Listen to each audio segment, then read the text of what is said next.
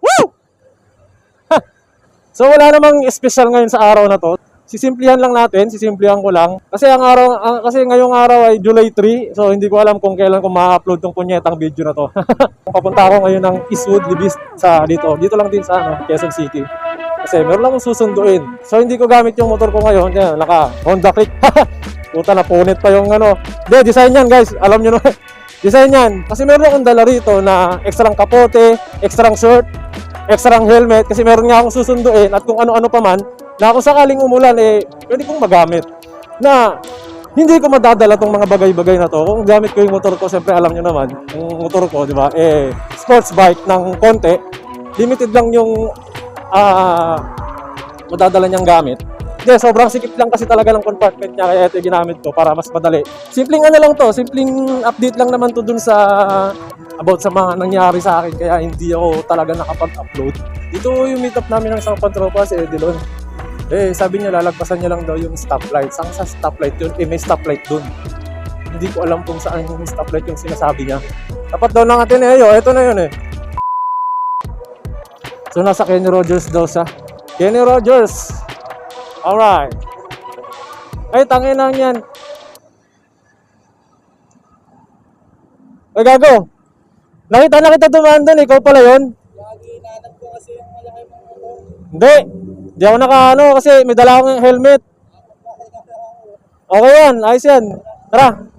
So guys, diretso na kami doon guys sa Eastwood. Tapos babalik kami doon sa area namin. Kasi meron nga kaming ganap doon. Let's go. Let's do this.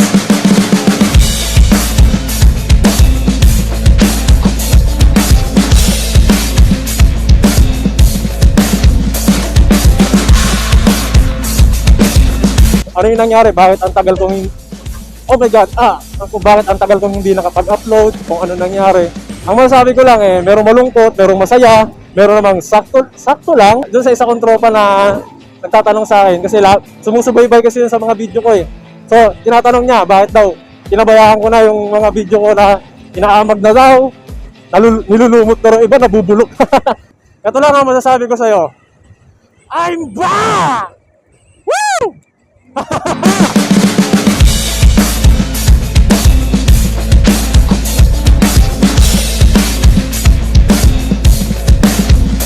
So isa lang yung hihilingin ko ngayong araw guys. Sana okay tong audio ko ngayon. Kasi kanina tinetest ko bago ako umalis.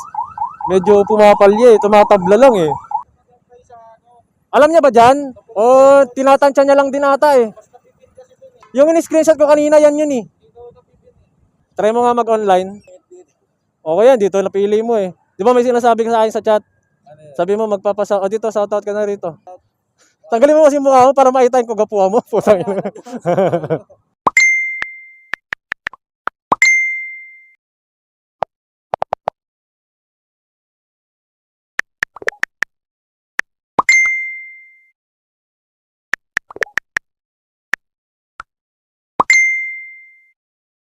Nakano ba dito, boss? Tangin kasi. Bano kausap, ilang beses ko sinabi, nagpasan mo yung Mercury, kasi dito na nga kami. May tinatbang hindi nga namin makita yung Mercury. Nauna yung kanan. Diretso ka lang, May kanan ba dyan? Walang kanan. Kanan ka na doon. Sakto, nakita ko may pakanan doon. Hinahanap ko yung Mercury. Nagpas yung Mercury kasi nung lang nakita Mercury. Malayo pa ka ako. Pagdating kami ng Mercury, nagkantali ko rin. Sige, boss. Baba na ako. Ilaw. Tara. So ayan guys, kasama ko na yung mga tropa at pabalik na kami sa amin. Wait lang, putangin na yung strap ng helmet ko nararamdaman ko. Hindi pa pala siya naka-strap. Ayun oh. Oh my God. Kaya naman natin ng isang kamay ito. Hindi pwedeng hindi natin makakabit to. Putang ina. Huli tayo dito, Brad.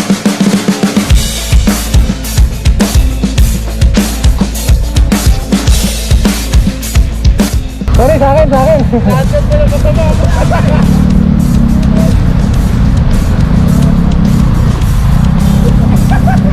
akin.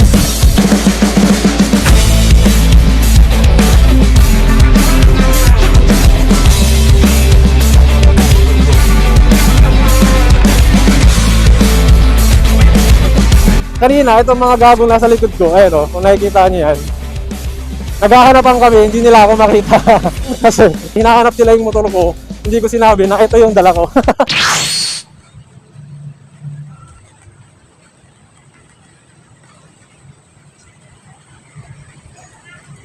So guys, excited na ako talagang gamitin to.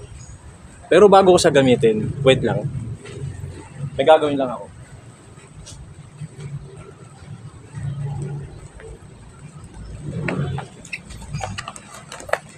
Uy!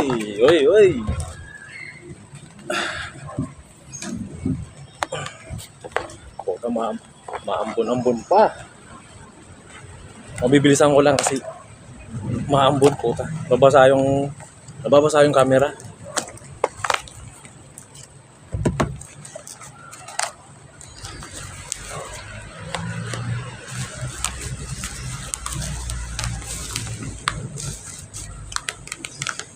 Uy!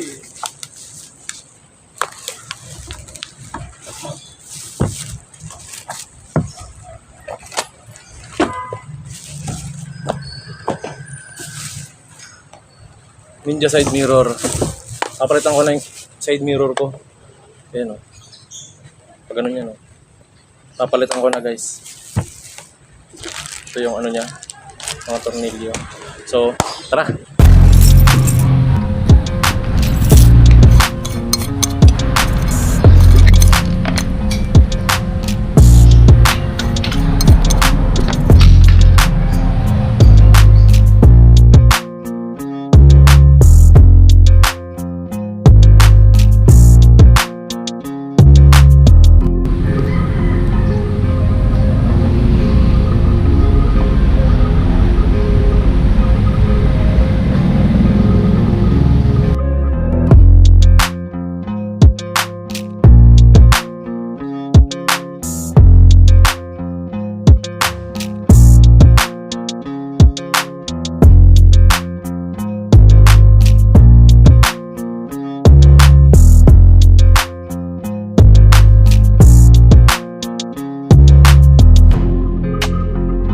So bagong side mirror, bagong palit yung battery kasi medyo umaano na eh, kinakapos-kapos na yung star pag nag-i-start eh. Tapos bagong change oil, tsaka bagong tune up. Then next target ko sprocket tsaka gulong. Pero yung gulong kaya eh. Kaya pa eh kasi sinusulit ko yung gulong eh. Puta na kinakasama sa binayaran to eh. Yung iba kasi ginagawa nila, nagpapalit agad sila ng gulong kasi daw madulas. Oo, madulas din talaga siya kapag di ka nag-ingat. So, kailangan mo talagang maging maarte sa pagpreno. So, para hindi ka masyadong madali, bagalan mo lang yung takbo mo, sakto lang para pagka medyo mag-emergency brake ka, hindi mo kailangan pigain bigla yung preno mo lang, hindi ka sumusubsob. So, ayun.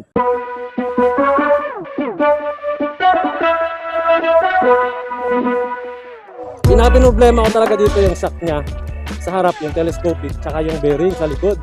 Yung tatlong bearing yung pinalitan ko doon eh. So bali ang nangyari talaga, iba't ibang klaseng motor na yung mga nahiram ko. Pero karamihan puro scooter. Merong NMAX, may PCX, may Honda Click, meron ding Rusi na hindi ko alam kung anong model yon. Basta nadali din. Hindi na ako makauwi kasi kumbalas yung kadena niya. Medyo delikado ako, mabilis ka. Ako mabagal lang naman ako magpatakbo eh. Buti na lang pagdating sa mga problema na ganyan, yung mga kalalakihan talaga nagkakaintindihan dating sa motor eh. Meron tumulong sa akin ng mga tao na nandun, hindi ko naman sila kilala pero ang galing, pinahiram nila ako ng gamit tapos suportado talaga nila ako. Ito yung clip. Tangin na pre. Nasiraan pa ako rito. Ayan oh. Ang hirap talaga ng nangihiram ng motor.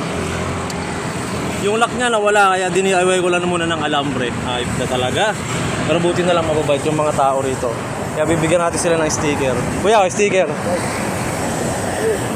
Kuya, bigyan kita sticker.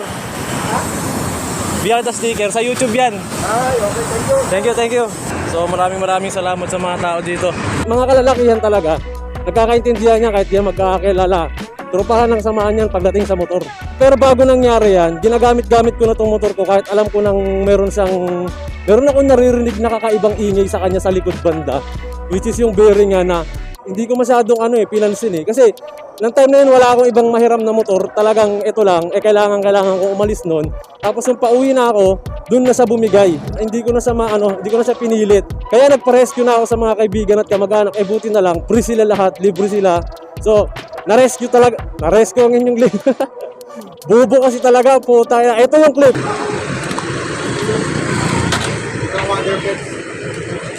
Ito ginagawa mo.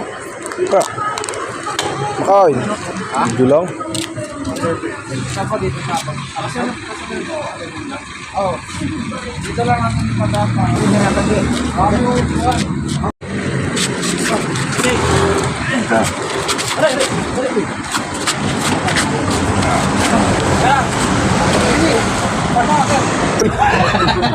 Sabi, ano sabi? Nasiraan. Yung mga So, tangin na nanghiram pa naman ng helmet yun. Kaya, akala ko nga, kaya sumama, sa akin nag-alala yung pala sa helmet. Helmet daw. Grabe ka naman, ma. Sabi na pinapauwi pa ka sa akin yung langka na ganun kalaki o gugulayin. Sabi ko sa pagbalik na lang wala nang malagyan eh. Tama ko yun. Ano pangalan ng motor? Ano pangalan ng motor niya? Recti. Si Renzi. Lagi daw James, tayo ako. Lagi Si tayo. Michael. Oo. Ganito yung sinasakyan ko rin lagi. Sa akin nyo lang makikita yung nakamotor pero nagkukumute. Ay, daming enforcer. Guys, tangin na naka-ready sila lahat. Pag may nagtaas ng kamay dyan, tangin na ako talaga paparahin dito kasi ako lang nandito sa motorcycle. Wala naman ako violation. Pero kompleto tayo sa lahat. ORCR, rehistro, lisensya, bagong renew, 10 years. Gusto magsalita, parang gusto kong kausapin nito. Yes, bud. Hello? Hello? Yes, bud. Hi, Red. Are you done na ba with my shout out? Oo, ito na. Ito na yun. Nagsusot na ako ngayon. Ito na, ginagawa ko na. Okay. Wait ko na lang, ha? I'll work for now first. Okay, sige. Thanks, bye. Ingat. Work ka muna dyan, bud. Hindi, kaibigan ko yung si Secretary Carmina. Siya daw kasi yung magbabayad ng utang ng Pilipinas. Tapos ayun nga, dumagdag pa yung click ng sack nito. Tumatagas yung langis niya. Basag daw yung sack, sabing ganun. Hindi na ko makapit yung preno ko sa harapan kasi yung disc brake niya talagang ligong-ligo na dun sa langis eh. So hindi ko na ulit siya nagamit. Ito yung clip.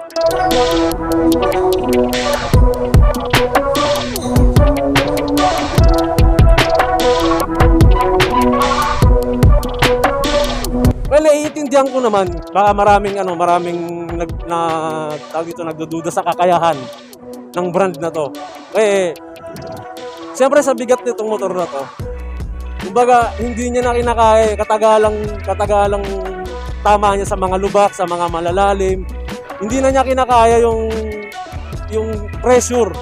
Kaya siyempre katagalan talaga, kailangan mo siyang i-maintenance. Kasi hindi ko na rin din talaga na maintenance to dahil gawa ng busy, walang time, may priority kang bahay. Di naman ako kagaya ng iba na di baling walang ulamin, basta may pambili ng accessories ng motor. Hindi ko rin kasi ito priority.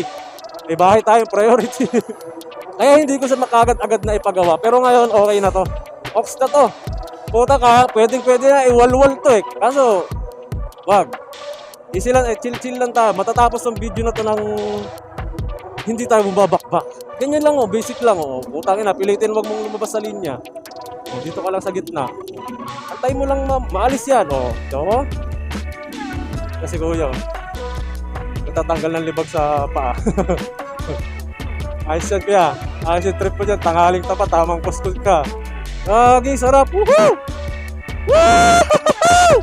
Hindi, sasamantalain ko sigurado. Na tuloy-tuloy na upload nito, tuloy-tuloy na ligayan nito boy. Kasi okay na eh. I'm done. Meron ako ibang mga trip na gagawin. Siguro sa mga susunod kong i-upload doon ko nyo malalaman. Siguro baka baka pagpasok ng bare months. Yon. May kakaiba akong i-upload dito na malupit. Basta malupit talaga, lulupitan ko, putang ina. Tagal ko di na parang mga 5 months na ata, last na upload ko eh. Putang ina, hayop na yan eh. Pero at least ngayon, medyo pupugak po, nakakapugak-pugak na buygak po. Mag-outro pa ba ako? May susunod pa namang video. Basta, yun. Hindi ko alam kung may kwenta ba to, pero thank you pa rin. Tapos!